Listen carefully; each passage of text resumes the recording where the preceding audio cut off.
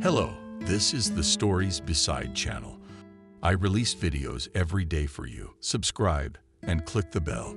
A happy Leela Nimoy with a hobbit whole cake in honor of his song, The Ballad of Bilbo Baggins, 1968. A couple with their hot rod Vigoli in 1970. David Bowie with curly hair in 1969. Nichelle Nichols, who played Lieutenant Uhura on the original Star Trek series. Patricia and Sid Barnstable as Betty Iantwakai from the short-lived sci-fi show Quark in 1977. Here's a lucky guy with his cool 1967 Ford Fairlane back in 1978. A brunette Madonna striking a pose back in 1977. Here's the Rolling Stones looking like proper young lads in 1963. Barefooting on a skateboard in the summer of '65 with a cool Mustang in the background near Garner State Park, Texas. A photo of a groovy couple with plenty of ruffles going to their prom in 1974. Kirk and Michael Douglas having a shave together. Young bathing beauty from Texas, Jacqueline Smith in 1969. Coffee pot trucks were really a thing in 1956. John Wayne without his toupee and touching up makeup during the filming of The Longest Day 1961. A young Jodie Foster showing off her basketball skills in her school uniform 1976. Behind the scenes at Sesame Street with Richard Hunt, Jim Henson and Frank Oz. Jackie Gleason in a scene from Smokey and the Bandit 1977. Carrie Fisher, Paul Simon and Chevy Chase at the Caddyshack premiere 1980. Audrey Hepburn listening to records in her Manhattan apartment 1954. Kurt Russell kicking Elvis in a scene from It Happened at the World's Fair 1963. Born to be Wild back in the early 80s. Ava Gardner in a mint green dress, although she looked great no matter what she wore 1959. June Carter as a solo country music artist back in 1956. Here's actress Maggie Smith, Professor Minerva McGonagall from Harry Potter in the early 1960s. Here's John F. Kennedy feeding a deer at Lassen Volcanic National Park, CA in 1963. Anne Margaret shooting behind the scenes in Viva Las Vegas, 1964. Devo in front of Ekron's Chili Dog Mac in 1978. Here's a very fashion-friendly pair in New York, 1961. Talented singer-songwriter friends Warren Zevon and Jackson Browne in 1976. Joni Labine was the first female DJ at the Whiskey A Go Go. More than anything else in the world, Betty loved summer. I guess it had been that way since high school, when the events of summer vacation were the best memories of the year. The sun, the beach, running around with her friends from dawn till dusk. The girl grew up. She did not change herself or her preferences. It was the warmth of May, and she tried to spend as much time outdoors as possible. So now Betty decided to prepare for her graduation. On the cozy terrace of the cafe, ice cream, street noise, and conversations at neighboring tables did not bother her at all. On the contrary, it helped her get in the mood for work. Betty was used to doing her homework in the kitchen next to her mother, where the radio babbled on and on. She was used to the total silence that disturbed her. This time, however, she was not up to the task. The girl laid out her books on the tables and went to get an order of large coffee with apple syrup. In her mind, she had already begun her work and flipped through the introduction anew, so she wasn't particularly attentive. Or maybe at some point, Betty was blindingly sunny. Whatever the case, the girl didn't notice the tiny puddle of coffee, just a few drops that one of the coffee customers had spilled on the floor. Betty was wearing brand new shoes with terribly slippery soles. There was almost no chance of staying on her feet. The girl awkwardly flailed her arms, trying to keep her balance, and spilled her coffee on the guy sitting at the next table. And then she almost fell herself. She grabbed the shoulder of the same guy and pushed herself onto him with her whole body. This was the most awkward situation Betty had been in a long time. Not since years ago in first grade, when she'd worn her school uniform inside out in a hurry, or when, in her first year of technical school, she forgot her teacher's name and called him by a completely different name. And even those old occasions seemed like nothing compared to this. "Betty, you're Elks," she muttered, feeling herself blushing rapidly. "I'm sorry."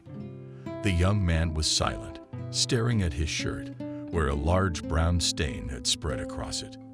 "Really, I'm sorry," Betty repeated. "There was something wet on the floor, and I slipped in." The guy looked at the girl and accusingly pointed his index finger at her. "Tell me, what commercial am I in now?" Betty stared at him in confusion. "I'm sorry," and did not understand. "But you just poured coffee all over me, just like in the commercial. So there's a hidden camera somewhere nearby. I'm gonna be on YouTube. I've been dreaming about this my whole life." Betty stared at the guy for a few more moments and then laughed. "Oh, you're such a character. I'm going crazy with anxiety here. I think I'm about to get 1,000 cuss words in my mouth. And then there's the jokes. I can curse if you want." "No, thanks. I'm fine. I'm fine." The boy looked at the girl and smiled. Betty thought to herself that her new acquaintance was a very handsome young man. Blue eyes, straight nose, careless shaggy hair, and very intelligent looking. Although perhaps it just seemed that way because of the glasses. But something had to be done about that stain on his white shirt. That brown blot looked awful. The guy shrugged his shoulders in response. What can you do without a washing machine?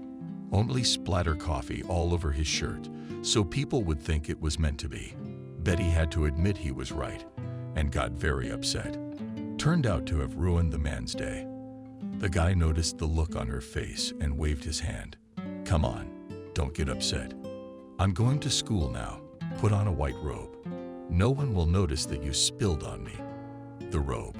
Betty sat down in a nearby chair in surprise. "What are you? A chemist?" The young man shook his head. "No, I'm a future doctor." "Great," whispered the girl. "You know, I'm used to seeing doctors as such wise guys and aunts. But how do you become one?" I had no idea how I could even make up my mind to study for such a complicated profession. "But I'm still a long way from being wise," grinned the guy. "Still growing and growing." "What are you studying?" "I'm finishing my last year as a seamstress. I'm getting my diploma." "It's not easy either. I study both cutting and sewing, but I can't even say which is harder." Betty didn't immediately understand what she was talking about.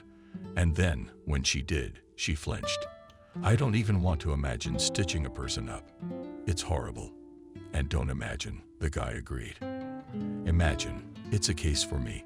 He held out his hand to the girl and introduced himself to David. Betty answered the girl.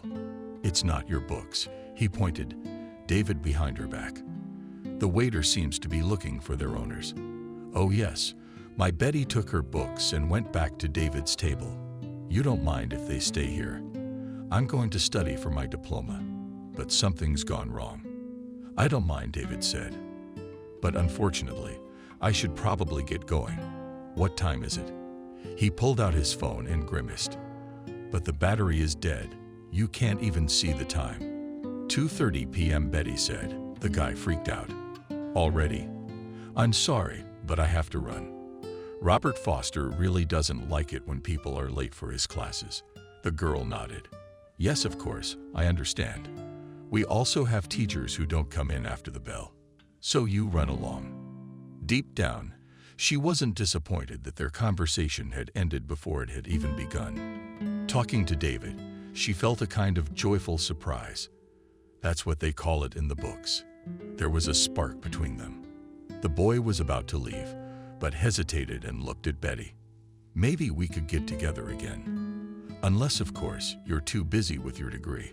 "Of course," she exclaimed cheerfully and blushed. She'd almost told him that she was willing to do her degree at night, when all normal people were asleep, just to see him. David smiled. "Well then, dictate the number. I'll call you." He wrote down Betty's phone number on a paper napkin, nodded at the girl, waved goodbye. "See you later." She waved back and leaned over the book with a smile. Studying was not on my mind at all. Betty's thoughts were somewhere far away in a story like Romeo and Juliet. The girl came home early. Her mother greeted her with a smile before she had worked on her diploma. "How's it going?" "I've written a lot." Betty shook her head, not a line. But something surprising happened. She hesitated, not knowing whether to tell her mother what had happened. Betty and her mother had always been close, sharing every little detail, every secret. Betty didn't need to be questioned, to call teachers to find out how the girl was doing in school. She told everything herself, what her grades were, who she made friends with, and who, on the contrary, she blacklisted. Evelyn Roberts knew all this without too many questions. She and Betty had complete trust. But this wasn't about any kindergarten or school problems. Betty felt that she was in love, but she was afraid to admit it, even to herself. Besides, the girl was a little superstitious. "I'll tell, and it won't come true," also thought Betty. "I'd rather wait a while and see what happens with David. It's a secret for now," Betty told Mother. "But you'll find out soon, I promise." She went to her room and put her textbooks back on while she kept looking at her phone. There were still no new messages. Of course, silly and amazed Betty herself. David was in a hurry to get to class, and he had no time for texting. And the battery on his phone was dead. Do you think David will be the first one to text you when he finds the charger? Naive. But the day was drawing to a close, and I still hadn't heard from him, so he would write tomorrow. She decided with some disappointment as she drifted off to bed. The guy didn't text her the next day, or the week, or the month after that. Betty was left to bitterly admit that he wasn't that interested in her. Of course not. David was so handsome. Half the university must be after him. What did she expect? However, the girl was still resentful. It took many weeks before she forgot her unintentional sympathy and was able to live her life in peace. Despite her worries about David, Betty successfully defended her diploma. It was time to get a job. And that was quite a headache. Betty had no influential relatives and no useful connections, not even her father. He had died in a factory accident when she was only 6 years old. She and her mother were alone in the world. They lived in a tiny apartment on the outskirts of the city, which Evelyn inherited from her parents, and she and her daughter could only rely on themselves. Of course, you could get a job in a factory for sewing car covers, but it's so boring, sighed Betty. Can you imagine, day after day, seeing this gray fabric with the same patterns? Is this what I dreamed of? The girl sat at her desk, looking at the designs she'd made in her spare time. There was all her creativity, from evening gowns to strict suit pants. If a girl happened to think of another project, her imagination took her far away. It may have been immodest, but deep down Betty was sure she had talent. Yes, and some of her teachers recognized it. Evelyn Roberts wiped her hands on her apron, walked over to her daughter, and flipped through her work. Do you know what your dreams are yet? Where would you like to work? Betty hesitated. Of course she knew, but it was immodest to say her dream out loud. A young graduate, and such ambition. Noticing her daughter's hesitation, Evelyn Roberts said in a soft voice, "Betty, you know you can tell me anything." And Betty made up her mind. "I'd like to work at Paradise Atelier, but they won't take me there, especially without experience. You can't know unless you try." Her mother said with an admonition, "Go there, daughter. Maybe you could do something." And she didn't dare. She got up early in the morning, strictly dressed almost like she was going to her diploma defense. White top, black bottom, a little eyeliner, hoping to look more grown-up than she really was, and set off on her way. Her mother crossed her before she left and whispered, "I'll keep my fingers crossed for you." "Thank you." Betty also replied quietly and hugged her mother. As the girl rode the bus, her excitement made her stomach hurt. Then her heart began to jump out of her chest. When Betty got off at the bus stop, and the atelier was only 24 meters away, she seriously wondered if she should go home and try her luck another time. Betty no longer felt talented or combative. She had already decided that nothing good would come of this venture, and she was preparing herself for the worst possible outcome. The female receptionist. She greeted her at the door with a kindly smile. "Good afternoon. Are you here for a fitting or to pick up your order?" Betty, embarrassed. "Hello. I'm actually here about the job." "A job?" The receptionist is confused. "Where did you see the job ad?" "Actually, we don't seem to have any job openings right now." "Then I'll just go mumble." Betty, grabbing the doorknob. "Hold on." The receptionist stopped her. "Perhaps you should meet with our supervisor after all. Jenna Kennedy will interview you and maybe even hire you. Believe me, it happens sometimes." The woman picked up the phone and, in a businesslike tone, said, "Jenna Kennedy, there's a girl here to see you about a job. Talk to her."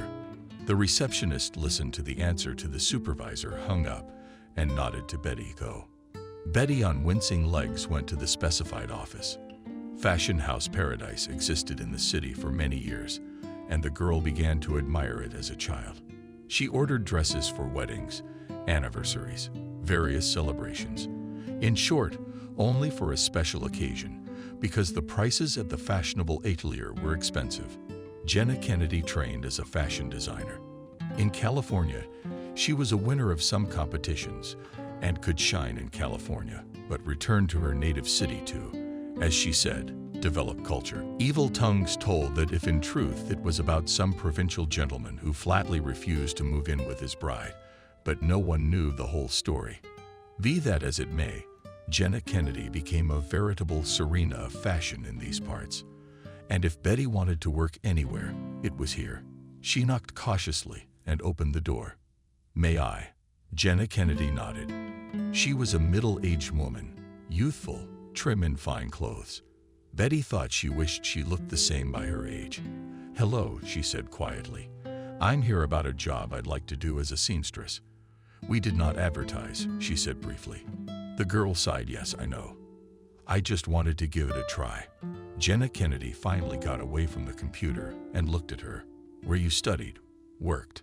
"Studied at a local technical school," mumbled Betty. "Worked?" "Nowhere yet."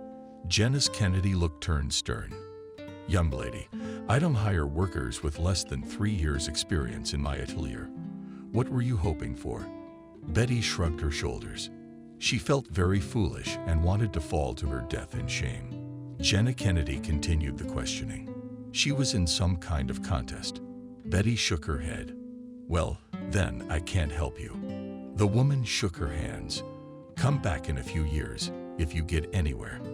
The contempt in her voice was so clear that Betty was indignant. "Would you at least look at my sketches?" she asked. "You know, young people have to be given a chance sometimes too, or they'll never get jobs. I mean, you started out somewhere too, right?" Jenna Kennedy looked at her carefully and nodded. "Well, young talent. Go ahead.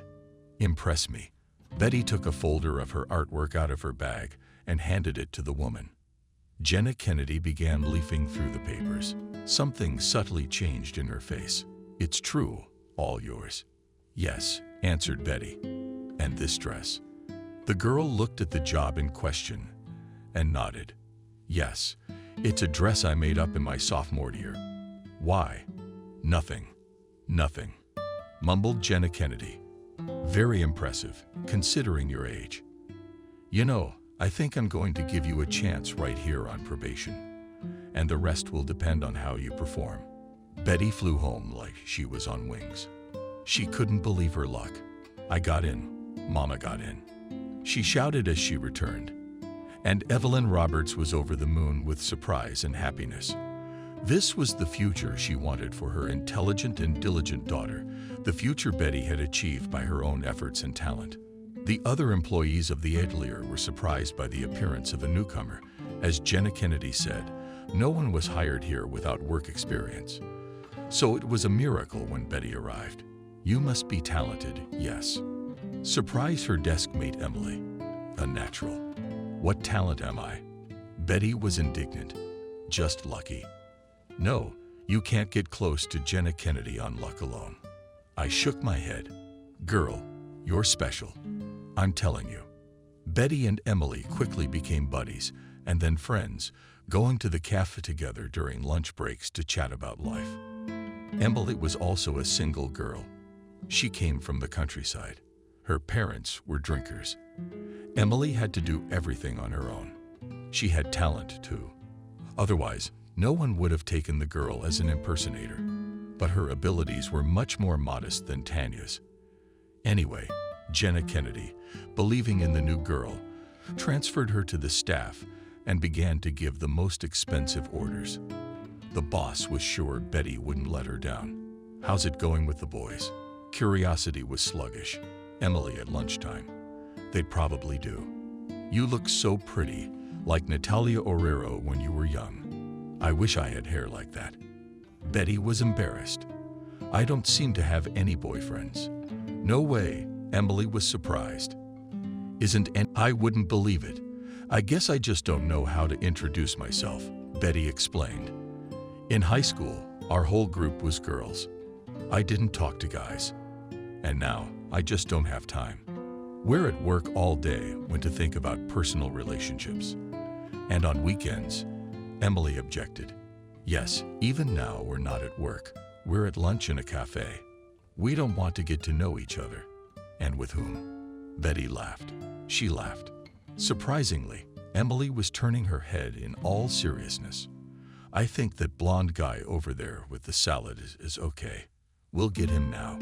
She waited until the guy looked up and waved. Excuse me, can I talk to you for a minute? What do you think you're doing? Betty moaned. He's not your waiter. It's okay, Emily whispered. He'll be here in a jiffy. Just give him time. He looked around to make sure he was talking to her, but muttered something more specific. Yes, Emily nodded. Come here, please. The boy got up from his desk and walked toward them. Emily was actually right, and the stranger turned out to be quite handsome. Model hairstyle, tight suit, not a speck of dust on his boots.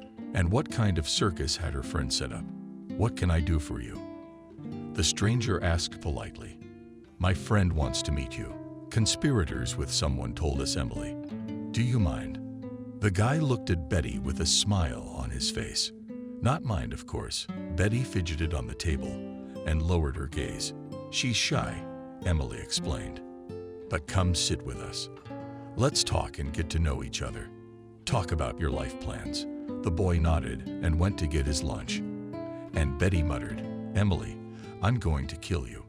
What kind of a circus are you running? She waved her hand. Look and learn. It's the normal way to meet people. Everybody does it. But I didn't whisper everything, Betty.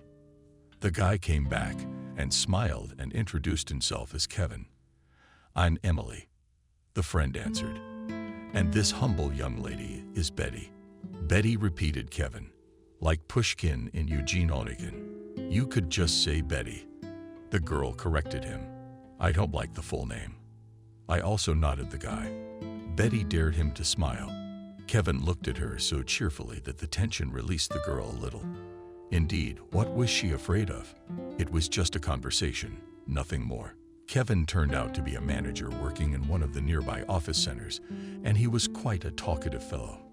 In vain did Betty fear that she would not be able to say 2 words out of excitement. Kevin was so masterful at making conversation that the girls had only to support her and insert appropriate phrases.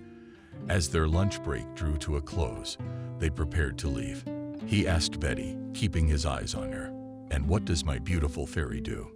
And I hesitantly asked the girl as a seamstress. "Wonderful," nodded Kevin. "How about you stitch up the wound on my heart? The one that you yourself inflicted." Betty was at a loss for words. Emily took her under the elbow and led her to the door. "Cheapskate," Kevin shouted, and the guy laughed angrily. Once outside, Betty exhaled with relief. "I have no idea how I survived that." Emily exulted. "He's got a crush on you." "He sure did." "Oh, come on." Betty waved her hand. Kevin was just kidding. That's what we're going to find out. Next time you go to the cafe alone, I'll stay at work. Let's see if he comes up to you, and then how do you talk? "I'm not going anywhere," Betty protested. "Yes, you are," Emily insisted.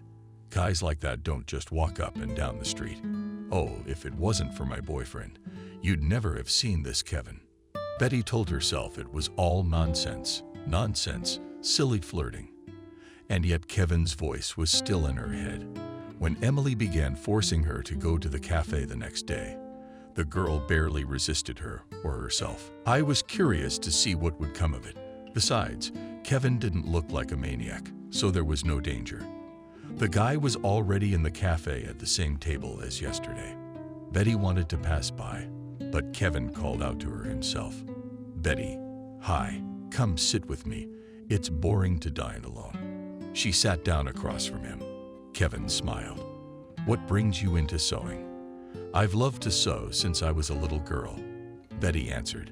"So I went to school to be a seamstress. Didn't even consider other options." "What about you?" "I wanted to be a trucker when I was a kid," Kevin said. "Driving a big truck and traveling at the same time. A dream job. But when I grew up, I realized it was all nonsense.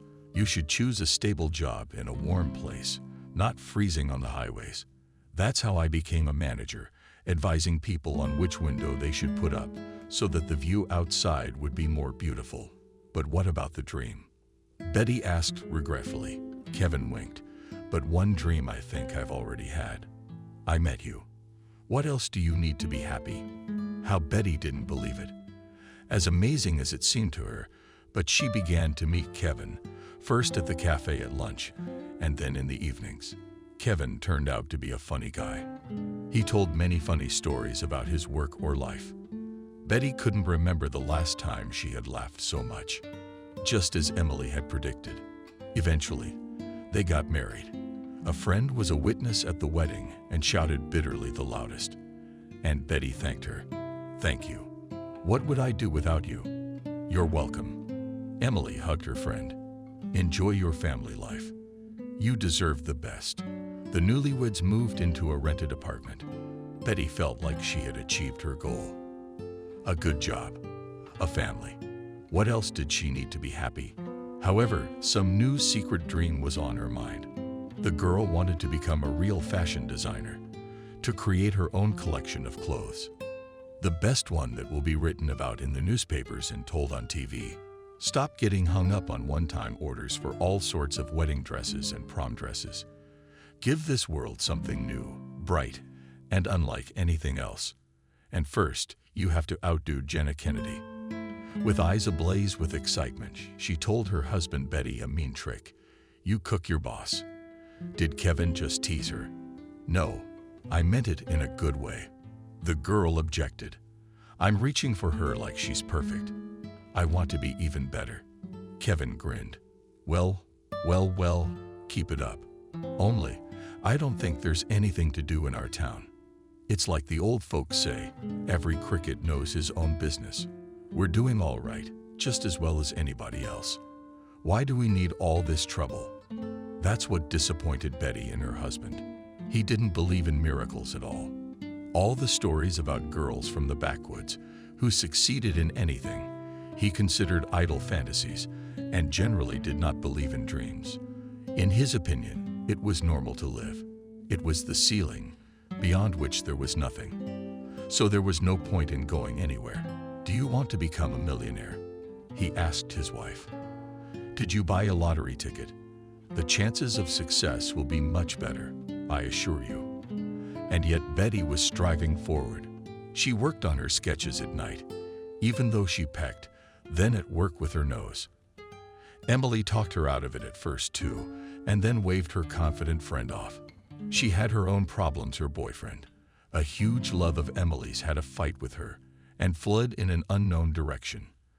And a few months later, Betty became pregnant. It was very unexpected and shook the girl to her core. On the one hand, she was upset that her dream collection would have to be postponed. She did not feel good about herself.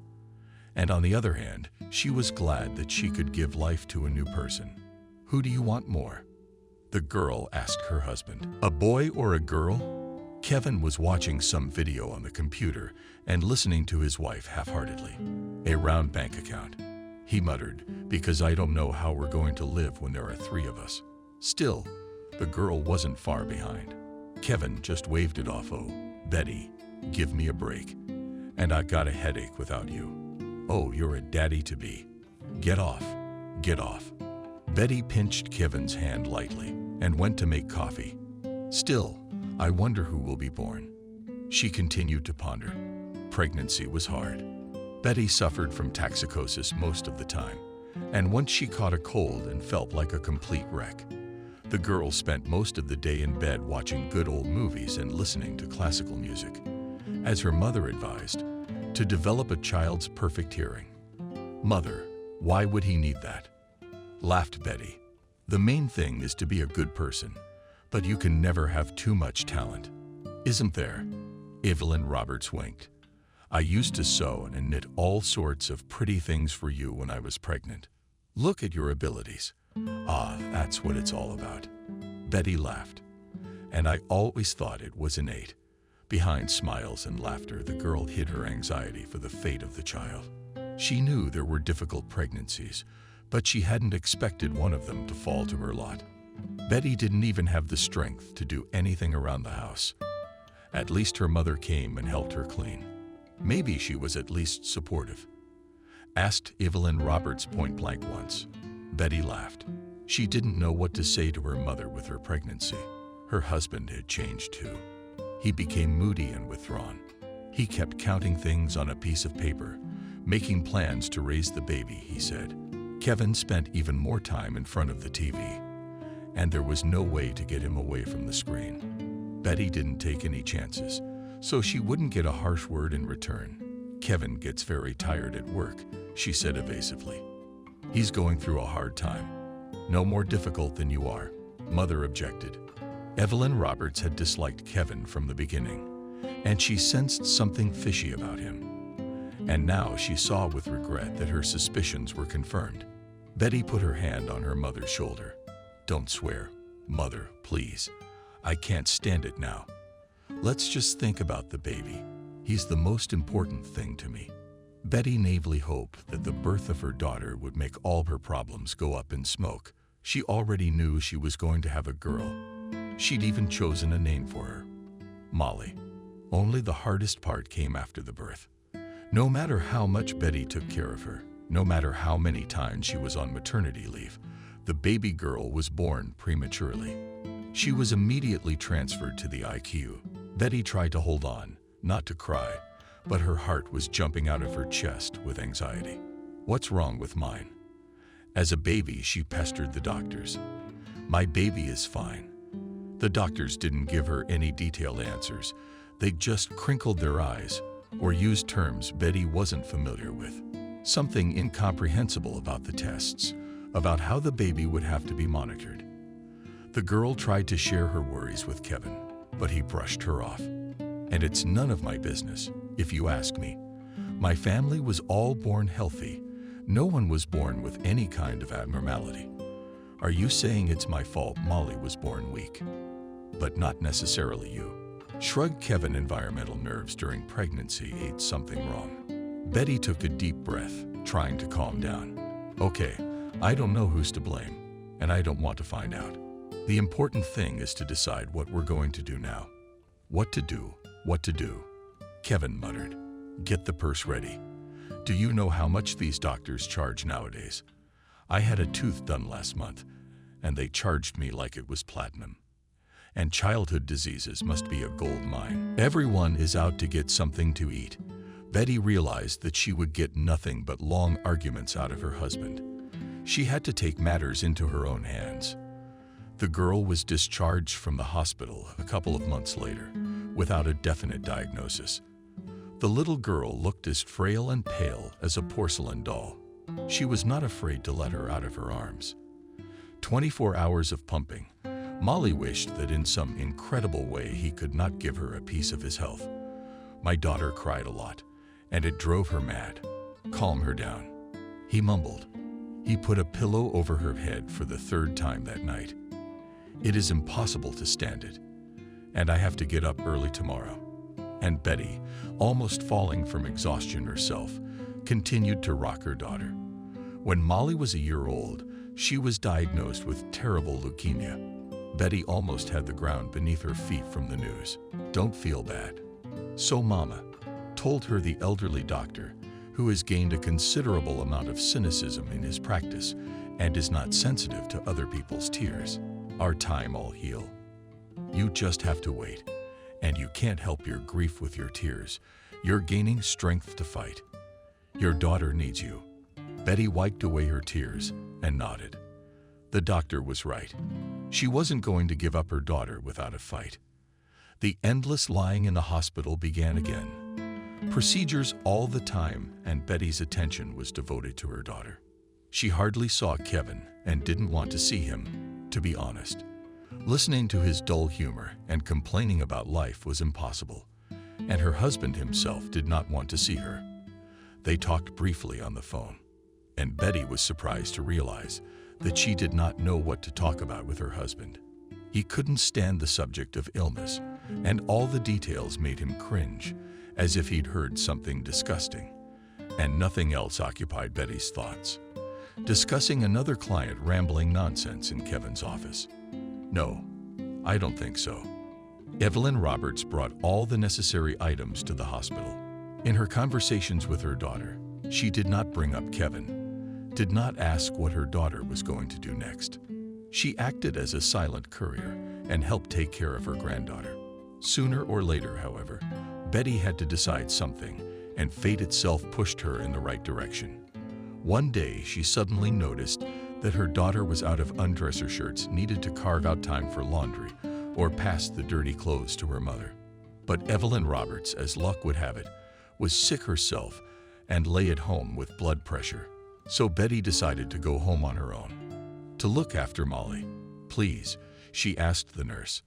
"I'll try to come back quickly, just to go there and back." The woman answered with a nod. "Of course, you could do with some rest and relaxation yourself. To get out of the hospital walls, if only for a couple of hours. I don't know how you stand it. You look so tortured."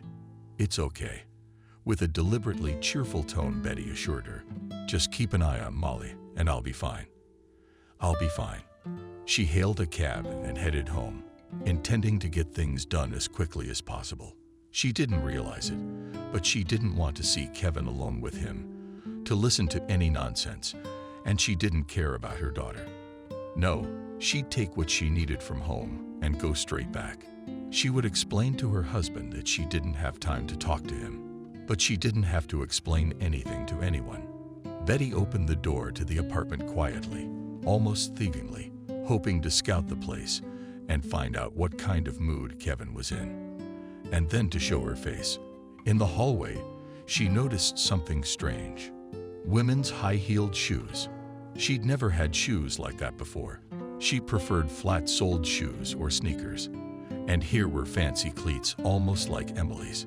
She bragged about them on the phone, but she didn't let it pass her lips. She didn't have time for that. Betty heard Emily's voice and flinched. It wasn't her voice, but her laughter. Emily in her apartment. Was she hallucinating because she was overworked? Betty tiptoed forward and peered into the room, or rather, not even into the room, but into the reflection on the floor, open behind the glass doors. Emily Girl's bright red hair would have been recognized as such, and her voice all the more so. Betty's friend laughed.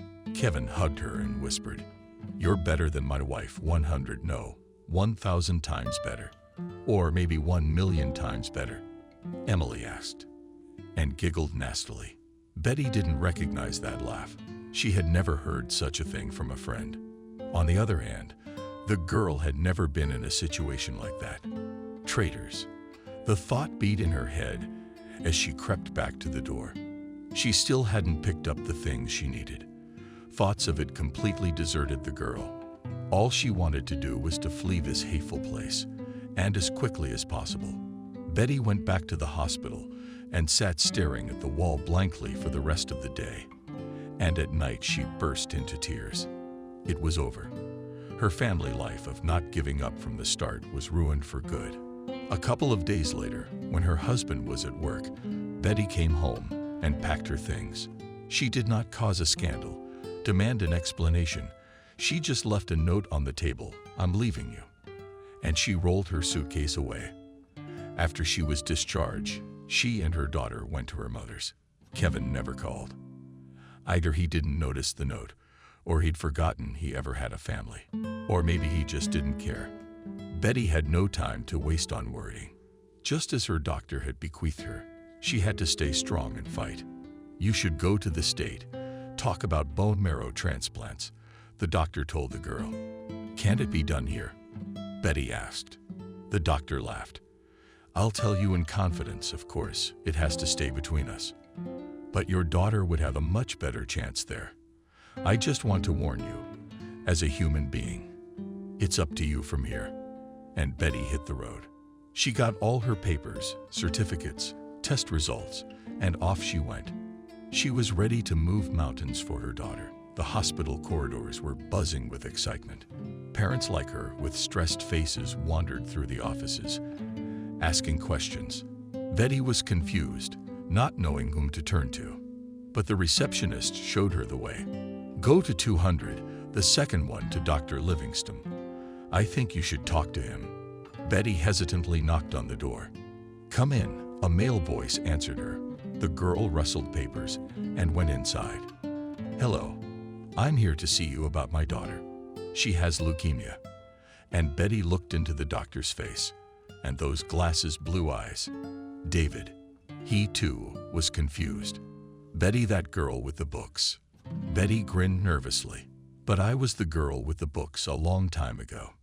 "It's been a long time since then. I'm sorry I didn't call you back then," mumbled David. "I wanted to be honest. But that napkin mother put my jeans in the wash, and your number turned into nothing. Came to the same cafe later. But I never saw you." Betty smiled sadly. "I'd waited for your call. I thought you just forgot or didn't want to know me. I'm sorry to hear that." They were silent for a while, and then she said, "I came to you today as the mother of a sick child. Can you see what you can do?" Betty held the papers up to him. David flipped through the papers. She tensed, waiting for his answer. "You know, I'll take the treatment," he said slowly. "And I think your daughter has a good chance." Tears welled up in Betty's eyes with relief. David put his hand on her shoulder. "Don't cry, will you? I won't let you down a second time. I give you my word." And David kept his promise. He performed the operation. Molly and the girl slowly but surely got better, started smiling, and had a blush on her cheeks. Of course, there were also sleepless nights. Betty worried more out of habit, looking for in the behavior of her daughter's condition. Strange symptoms, but all was well. Besides, David was now constantly at her side. First as a doctor and then as Betty's husband. They got married after all, in a hurry to make up for lost years. At one point, they were quitting the atelier, and Jenna Kennedy shook her head sadly. "I don't want to let you go. I don't have such worthy workers anymore. Who am I going to give complex orders to? And what are you going to do, by the way? Tell me, if it's not a secret." "I'm going to open my own atelier," Betty answered with a smile. "I'm going to make my dream come true." She grinned at Jenna Kennedy. "Competitor, so you and I are going to have a fight. Still, I wish you well. You deserve it." "Thank you, Jenna Kennedy," Betty nodded. "Thank you for everything. You've really taught me a lot." Atelier had brought many changes into her life, one of which was Kevin showing up on the horizon. Or rather, trying to come back. "I want to see my daughter," he shouted into the phone receiver. "I'm a father. You can't tell me not to." "Yes?" asked Betty caustically. "And when she was dying, did you remember that? There will be no dating. Period. Get out of our lives." About Emily's fate, she knew nothing for a long time. Until 3 years later, she showed up at the doorstep of her atelier, came to apply for a job, and froze, seeing in place of the director's former girlfriend. There she told how her future life has turned out. "Forgive me, stupid," she muttered. She held a handkerchief. "With this scoundrel, Kevin, we lived a very short life. I gave birth to a son, and he switched to someone else. The baby's crying irritated him, you see. And Jenna Kennedy fired me. I don't know how to go on." Betty shook her head. "Emily, I can forgive you, but I can forget you. No, I don't trust you anymore, which is why I don't want to see you in my atelier. I'm sorry, but you're gonna have to find another job. And goodbye. And in the evening, Betty, tired after a hard day's work, but happy, went to a restaurant to meet David to celebrate her wedding anniversary. The surprise was sung. She takes a seat across from her husband. The man glowed. Meeting you is always a surprise to me, even when you, pouring coffee all around. I didn't shake my head about me. Satisfied Betty. I'm about the other surprise. She lowered her gaze and stroked her belly. Are you pregnant? Disbelievingly, David asked. Betty nodded. David hesitated for a moment. Then he dropped to his knees in front of her. This is the best gift I've ever gotten in my life. Honey, thank you. Betty hugged David and pressed her whole body against him. Thank you, my beloved husband, for saving our daughter and making me the happiest woman in the world.